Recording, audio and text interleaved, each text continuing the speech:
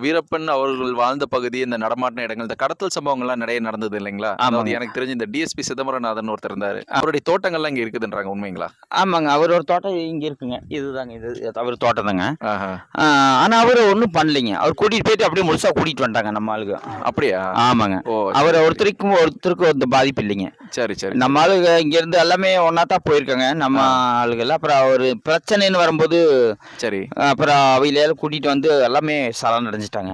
ஓ! ஆ. சரி, சரி. ம். அதுக்கப்புறம் அவர மீட்டு கொண்டு வந்துட்டாங்க இல்லைங்களா? கொண்டாந்துட்டாங்க. ஒரு 15 நாள், 20 நாள், 1 மாசத்துக்குள்ள கொண்டாந்துட்டாங்க. ஓ! சரி, சரி, சரி. கொண்டாந்துட்டுங்க. அப்புறம் எல்லாம் நம்ம ஆளுங்க எல்லாமே சரணடைஞ்சுட்டாங்க. சரணடைஞ்சுட்டாங்க. அடைஞ்சு எல்லாமே உள்ள போய் ஆ. ஒரு 4, 5 வருஷம், 5 வருஷம், 6 வருஷம்ல இருந்து சார் இருந்தாருங்க. ஆஹா. அதுக்கப்புறம் விஜயகுமார் சார் வந்தாருங்க. சரிங்க. விஜயகுமார் சார் வந்த பிறகு தான் இந்த எல்லாமே முடிஞ்சு போச்சுங்க. எல்லாமே முடிஞ்சிருச்சு. ஆமாங்க. இப்ப அவர் இறந்ததோட அதுக்கப்புறம் உங்களுக்கு வேற எதுவும் வேற பிரச்சனைகள்? எதுவும் இல்லைங்க. அதுக்கு சரி. முன்னாடி நம்ம வேற எங்கேயோ நம்ம எல்லாம் வந்திருந்தாங்க. நல்ல நல்ல சாரும் இருந்தாங்க அதுல. ஆ.